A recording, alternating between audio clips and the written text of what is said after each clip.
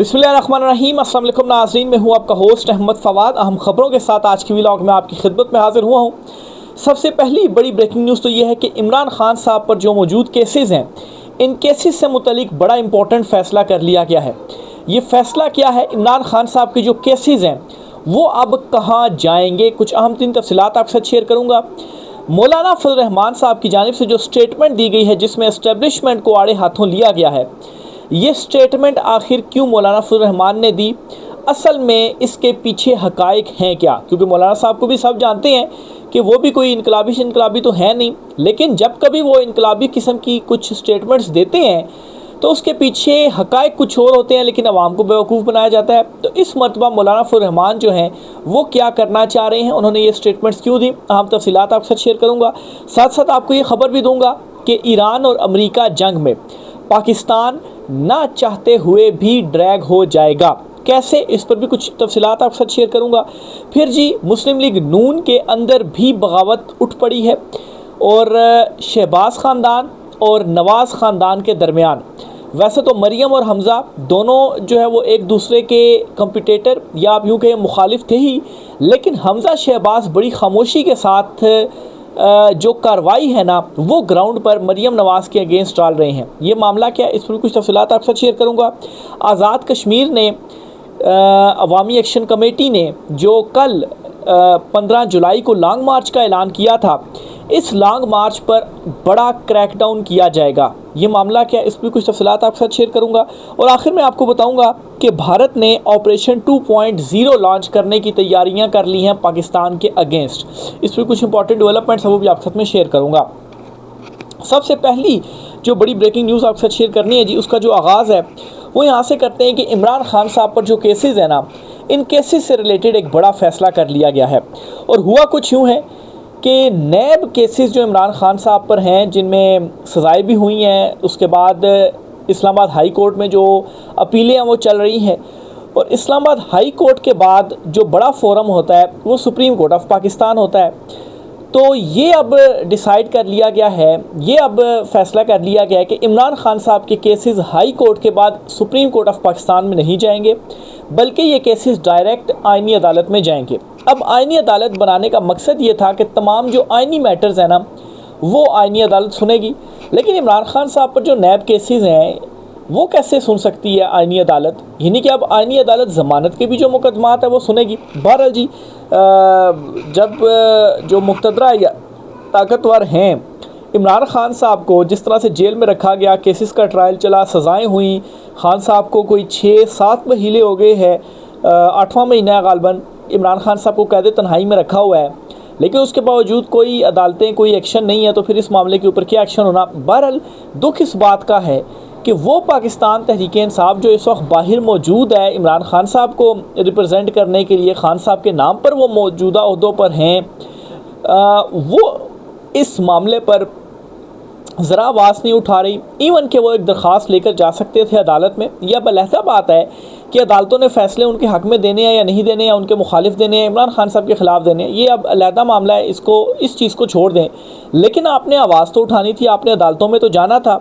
लेकिन एक तल्ख़ हकीकत ये है कि इस वक्त पाकिस्तान तहरीक इंसाफ की बाहर मौजूद क़यादत, जो कि बज़ाहिर कंप्रोमाइज़ हो चुकी हुई है, ये वो क़यादत है जो इमरान खान साहब के अंदर जाने के बाद इन ओहदों के ऊपर आई। उनको ये ओहदे ही इसलिए मिले हैं, या वो इन मौजूदा ओहदों पर इसीलिए मौजूद है कि इमरान खान साहब अंदर हैं। तो ज़ाहिर सी बात है, खान साहब बाहर आते हैं तो फिर उनका क्या बनेगा? तो ये एक तल्ख़ हकीकत है, लेकिन इसको अब एक्सेप्ट करना पड़ेगा कि मौजूदा बाहर मौजूद, जेल से बाहर मौजूद जो पाकिस्तान तहरीक इंसाफ की क़यादत है ना, इससे अगर किसी को चावल के दाने के बराबर भी उम्मीद थी ना, तो वो उम्मीदें अब छोड़ देनी चाहिए। क़यादत असल वो है जो इमरान खान साहब के साथ डट कर खड़े हुए हैं, जो जेलों में बैठे हुए हैं, वो शाह महमूद कुरैशी हों, यास्मीन राशिद साहिबा हों, महमूद रशीद हों, या एजाज चौधरी हो, या दीगर हो। तो असल क़यादत आप उसी को ही कहेंगे। और आज भी उस क़यादत को मनाने की कोशिश की जा रही कि माइनस इमरान खान डील पर राज़ी हो जाओ, लेकिन वो लोग हैं कि वो नहीं मान रहे। वो कह रहे हैं जी कि अब हमने क्या खान साहब के ख़िलाफ़ बगावत करनी, बस ठीक है, हम यहीं पर जेलों में ही बैठे हुए हैं। तो बहरहाल जी, ये पाकिस्तान तहरीक इंसाफ है। आगे चलते हुए आपको बताता चलूँ कि मौलाना फजल रहमान की जानिब से जो एक तनकीद की गई, उंगलियाँ उठाई गई एस्टेब्लिशमेंट के ऊपर, एक तो ये मतलब है कि जहन में रखिएगा कि अगर पाकिस्तान तहरीक इंसाफ में से कोई होता ना और वो इस किस्म की बात करता तो अब तक वो जेलों में होते, कोई मुहब्बे वतन जो शहरी है वो दरखास्तें दे चुका होता, सज़ाएँ हो चुकी होती, लेकिन मौलाना फजल रहमान ने ये बात की है तो बहरहाल वो फ़िलहाल मतलब है कि बाहर ही हैं। अब कामरान मुर्तज़ा हैं जो कि JUI फ़े के रहनुमा हैं, सेनेटर हैं, उनसे पूछा गया कि क्या मौलाना फजल रहमान अपनी स्टेटमेंट पर माफ़ी मांगेंगे, क्योंकि मौलाना साहब की स्टेटमेंट के बाद बहुत सारे लोगों ने मौलाना साहब के अगेंस्ट प्रेस कॉन्फ्रेंस कर दी है कि ये आपने क्या जो स्टेटमेंट है ना वो दे दी है। इस स्टेटमेंट के ऊपर उन पर तनकीद की जा रही है मौलाना साहब पर। तो सेनेटर जो हैं कामरान मुर्तज़ा वो ये कहते हैं कि मौलाना साहब किस बात की माफ़ी मांगे। असल माफ़ी तो उन लोगों को मांगनी चाहिए जो मौलाना साहब को ये कह रहे हैं कि आप अपनी कोई जो प्राइवेट फ़ौज है वो बना लें और आप जो है वो आगे फ्रंट पर चले जाएँ। फिर इसके अलावा वो कहते हैं कि माफ़ी वो लोग मांगे कि जो आज बलूचिस्तान में जो कुछ हो रहा है तो वहाँ पर कौन है, वो लोग जो माफ़ी है ना वो मांगे, किसकी हुकूमत है, तो मौलाना साहब जो है वो किस चीज़ के ऊपर जो माफ़ी है ना वो मांगे। बहरहाल सवाल यहाँ पर यह है कि अचानक से मौलाना फजल रहमान जो है उनको क्या हुआ है, वो क्यों ऐसी जो तनकीद है वो कर रहे हैं। तो मेरी दानिश के मुताबिक, मेरी समझ के मुताबिक, जो मेरी डार्ट कनेक्टिंग है या जो मेरी अंडरस्टैंडिंग है, मौलाना साहब जो है वो असल में अपना हिस्सा गालबन मांग रहे हैं। मौलाना साहब ये कह रहे हैं सबको आपने दिया हुआ है, हमें भी कुछ दें, अगर नहीं देते तो फिर हम ज़रा इनकलाबी बन जाते हैं, फिर उसके बाद आपको हमें देना पड़ेगा। तो असल मुद्दा ये नज़र आता है। फिर इसके अलावा 28वीं और 29वीं 2 तरमीमें अभी होनी है और इन सियासी जमातों को ये पता है कि इन तरमीमों के बाद हमारी पक्की पक्की छुट्टी हो जाएगी, हमारी ज़रूरत ख़त्म हो जाएगी, इसीलिए ज़्यादा से ज़्यादा हिस्सा जो है वो आप अभी निकलवा सकते हैं। मेरी ये समझ है, इसीलिए मौलाना फजल रहमान जो है वो इस किस्म की जो बातें हैं वो अचानक से करने लग पड़े हैं। और नून लीग और एस्टैब्लिशमेंट के दरमियान भी जो दरार पड़ी है ना, उसकी जो रीज़न है ना वो भी यही है कि नून लीग भी ये समझती है कि 28वीं और 29वीं तरमीम के बाद उनकी जो ज़रूरत है ना वो ख़त्म हो जाएगी। नहीं तो आप देखें ना, बजट से पहले 28वीं तरमीम की बातें चल रही थी या बजट के फ़ौरन बाद, अभी तक 28वीं बजट जो तरमीम है वो कहाँ पर है। इवल के नून लीग के जो रहनुमा हैं आज़म नज़ीर तारड़, उनसे जब सवाल पूछा गया तो वो ये कहते हैं कि फ़िलहाल फ़ौरन तो नहीं आ सकती और जब आएगी तो मुशावरत के साथ आएगी। इनके उसमें बहुत कुछ ऐसा है जो कि शायद नून लीग नहीं चाहती और वो चाहती है कि मुशावरत, और हम इस चीज़ को नहीं मान सकते हैं। तो ये उन्होंने इशारतन बता दिया था कि असल जो फड्डा है ना हमारे दरमियान वो ये है। तो मौलाना फजल रहमान जो है वो भी एक्टिव हो चुके हुए हैं। आगे चलते हुए आपको बताता चलूँ कि ईरान और अमेरिका जंग, इस जंग में पाकिस्तान ना चाहते हुए भी ड्रैग हो जाएगा। क्यों? शहबाज शरीफ ने आज सऊदी अरब पर हमले की जो मजम्मत है ना वो की है और अपने स्टेटमेंट में शहबाज शरीफ ने बावर करवा दिया है कि सऊदी पर हमला पाकिस्तान पर हमला तस्वुर होगा और जो एक एग्रीमेंट है, दिफाई मुआहदा जो है वो भी इस हवाले से हुआ हुआ। बहरहाल जी बहुत सारे खबर हल्के ये भी बताते हैं कि field marshal army chief Asim Munir साहब की जानिब से अभी भी जो सालसी की कोशिशें हैं वो जारी हैं, वो सालसी कोशिशें हो रही हैं। बहरहाल पहले भी कोशिशें की गई, MOU हो गया, लेकिन फिर उसके बाद खिलाफ वर्जियाँ हुई और अब तो एक खौफनाक जंग शुरू हो चुकी है। अब ऐसा नज़र नहीं आता कि दोबारा से जो सालसी की कोशिशें हैं वो कामयाब हो जाएं, क्योंकि सऊदिया और यमन वो दोनों भी इस जंग में कूद पड़े हैं। ऊपर से कतर, बहरीन, कुवैत, यहाँ पर भी जो हमले हैं ना वो हो रहे हैं। ट्रंप ने अब नाए हरमूज़ पर कब्ज़े का ऐलान कर दिया है। ख़ुदकुश कश्तियाँ जो हैं वो ट्रंप की जानिब से अब नाए हरमूज़ में लॉन्च कर दी गई हैं और 20% टैक्स अब ट्रंप जो है वो मांग रहा है और असल जगह टैक्स इसी को कहते हैं जो कि ट्रंप मांग रहा है। तो अब जो सूरत हाल बन गई है ना, तो अब वापसी का कोई वो नहीं है कि दोबारा से सालसी या कोई MOU हो जाए और मामलात रिवर्स हो जाएं। तो अब मतलब है कि जब एक मरतबा मुआहदा हो और उस मुआहदे की खिलाफ वर्जी होना तो फिर दोबारा मुआहदा होना नामुमकिन हद तक मुश्किल हो जाता है मेरे ख्याल से। तो बहरहाल जी शहबाज शरीफ साहब जो हैं वो मजम्मत कर रहे हैं और इस वक्त जो सूरत हाल बन गई है ना, आप जिस तरह सऊदिया पर भी हमले हुए और शहबाज शरीफ साहब जो हैं वो भी मजम्मत कर रहे हैं, तो ये जो खित्ता है ना वो पूरा धकेला जा चुका है। और मैं ये समझता हूँ कि अब पाकिस्तान इस बुनियाद पर सोचा जाए तो पाकिस्तान ना चाहते हुए भी इसमें धकेला जाएगा, क्योंकि सऊदिया के साथ फिर आपको खड़ा होना पड़ेगा और सऊदिया अगर इसमें कूद गया है ना तो फिर सऊदिया ज़रूर ये कहेगा जी कि आप हमारा दिफा करें। और इस वक्त जो पाकिस्तान के उसमें जो पैसे भी पड़े हुए हैं ना, अरबों डॉलर, वो सऊदिया नहीं दिए हुए थे, वाज़े करता चलूँ कि यूएई ने पाकिस्तान से पैसे मांग लिए थे और फिर वो पैसे सऊदीया ने दिए थे।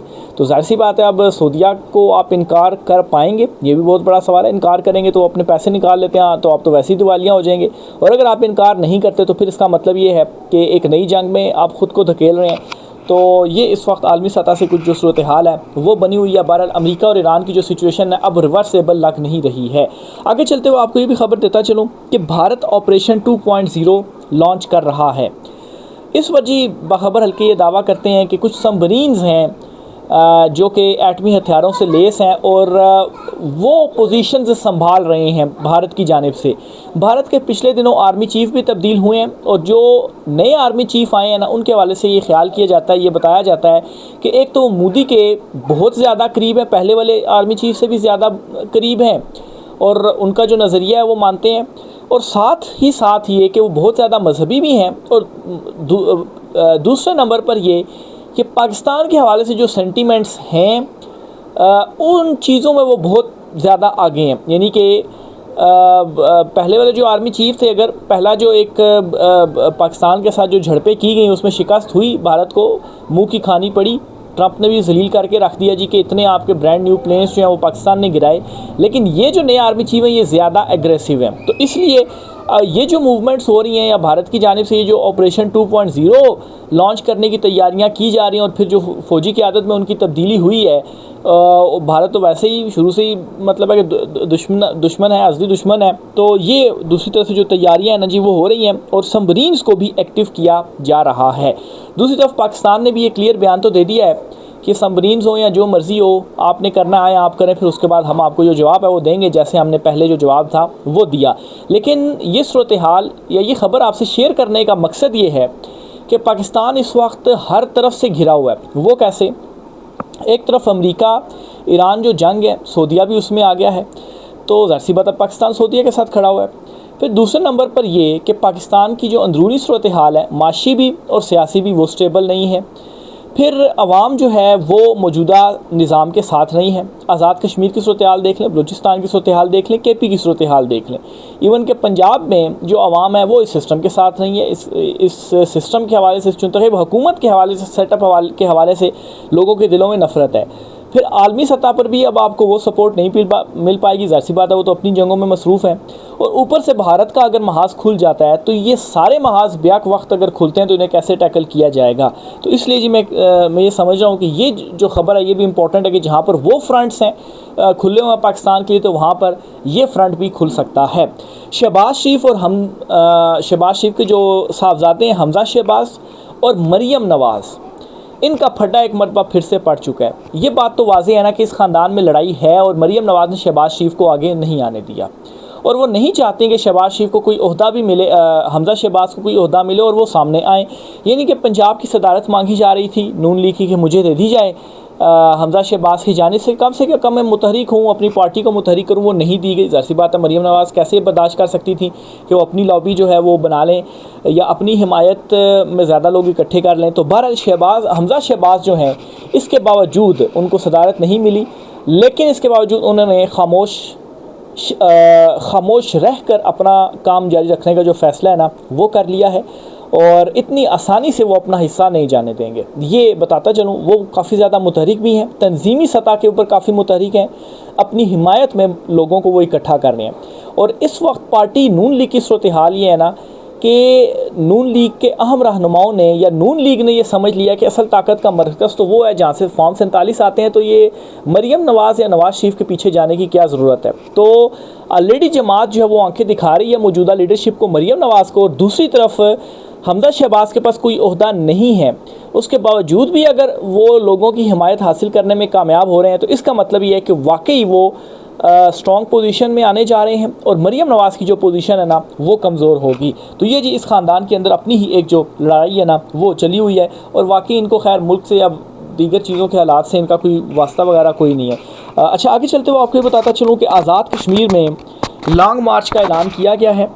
अवामी एक्शन कमेटी, जिसे कालादम करार दिया गया है, वो अपना एहतजाज अभी भी जारी रखे हुए हैं। बहरहाल उन्होंने एक और ऐलान किया था कि 15 जुलाई को वो लॉन्ग मार्च करेंगे और उनका लॉन्ग मार्च मुजफ्फराबाद की जानिब बढ़ेगा। अब नाज़रीन, बखबर हल्कों का ये दावा है कि अगर ये लॉन्ग मार्च होता है तो इस लॉन्ग मार्च को सख्ती से निपटा जाएगा और इसके ऊपर बड़ा जो क्रैकडाउन है ना वो किया जाएगा। बहरहाल फ़ैसला पहले भी किया गया था जब अवामी एक्शन कमेटी ने एहतजाज शुरू किया था कि क्रैकडाउन करें, ताकत का इस्तेमाल भी किया गया, लेकिन उसके बावजूद ये जो एहतजाज है वो चल रहा है। लेकिन इसकी कवरेज कहीं इंटरनेट या बाकी जगहों पर आपको नहीं नज़र आ रही होगी, क्योंकि वहाँ पर वैसे बात है पाबंदियाँ जो लगा दी हैं, बंद जो कर दिए इंटरनेट। तो एक तरफ तो कश्मीरी बैठे हुए हैं, अवामी एक्शन कमेटी को कलअदम करार दे दिया गया, ठीक है जो भी है मामला, लेकिन अवाम तो निकली हुई है ना, वो तो बैठे हुए हैं। और ऊपर से ये जो लॉन्ग मार्च का ऐलान कर दिया गया है जो कि मुजफ्फराबाद की जानिब बढ़ेगा, और फिर 27 जुलाई को इंतखाबात होने जा रहे हैं कश्मीर में। बहुत सारे लोग ये भी कह रहे हैं कि मामला तय हो गए हैं और हो सकता है कि कुछ दिनों के अंदर, या ये भी हो सकता है कि लॉन्ग मार्च के बाद बैठकर तो कोई मुआहदा कर लिया जाए और अवामी एक्शन कमेटी को जो कलअदम करार दिया गया ये फ़ैसला वापस ले लिया जाए या उनके लीडरों को रिहा कर दिया जाए, तो ये मामला जो है वो सॉल्व हो जाएगा। लेकिन यहाँ पर सवाल ये है कि जो एहतजाज उन्होंने किया था, जो उनका मुतालबा था, वो ये तो नहीं था कि उनके लीडरों को रिहा कर दिया जाए। वो तो मुतालबा ये था कि 12 नशिस्तें वापस लें। अगर वो आप 12 नशिस्तें वापस नहीं लेते हैं मुहाजिरीन की और उसके साथ इलेक्शन करवा देते हैं, तो फिर तो उनका मुतालबा पूरा तो ना हुआ। तो ये कहना दुरुस्त होगा कि कोई मामला जो होता है हो रहे हैं, क्योंकि इसमें कुछ कन्फर्मेशन तो नहीं है, बस ऐसे ही ज़राए से जो चीज़ें हैं ना वो सामने आ रही हैं। तो बहरहाल जी मैं ये समझता हूँ कि बेहतर तो यही है कि मामला तय हो जाए, लेकिन 12 नशिस्तें काम किए बगैर मामला तय हो सकते हैं, तो ये भी एक जो सवाल है वो अपनी जगह पर मौजूद है। तो ये जी आज़ाद कश्मीर की कुछ इंपॉर्टेंट जो है वो डेवलपमेंट्स वहाँ पर भी हो चुकी हुई हैं। मुझे तो अभी भी यही लगता है कि 27 तारीख के जो इंतखाबात हैं आज़ाद कश्मीर के, वो शायद ना हो पाएँ, क्योंकि लॉन्ग मार्च के बाद अगर ये तहरीक अवामी एक्शन कमेटी जो है का जो ये एहतजाज है या लॉन्ग मार्च है ये ज़ोर पकड़ता है ना, तो फिर इंतखाबात नहीं हो पाएंगे, क्योंकि वो तो मान ही नहीं रहे ना कि 12 जो नशिस्तें हैं उनको कम किए बगैर आप इंतखाबात करवाएं, तो वो फिर कैसे इंतखाबात जो हैं वो होंगे। ऑलरेडी पाकिस्तान तहरीक-ए-इंसाफ ने बाइकआउट किया हुआ है। नून लीग और पीपल्स पार्टी की हालत ये है कि वो हल्कों में जाकर वोट नहीं मांग सकते हैं, अवाम उनको नहीं जो है वो उनके साथ खड़ी नहीं हो रही। और जहाँ पर इस्तेकाम पार्टी की बात है, तो वो तो ये कह रहे हैं कि हम किसी जमात को साथ मिलाए बगैर हुकूमत बनाएंगे, तो वो हुकूमत फार्म 47 पर ही बन सकती है। तो क्या कश्मीरी अवाम फार्म 47 बनने देंगे? देखते हैं जी इस पर क्या डेवलपमेंट्स होती हैं, चीज़ें आपसे शेयर करते रहेंगे। रह के कीजिएगा। आज की व्लॉग से इतना ही, इजाज़त दीजिए, अल्लाह हाफ़िज़।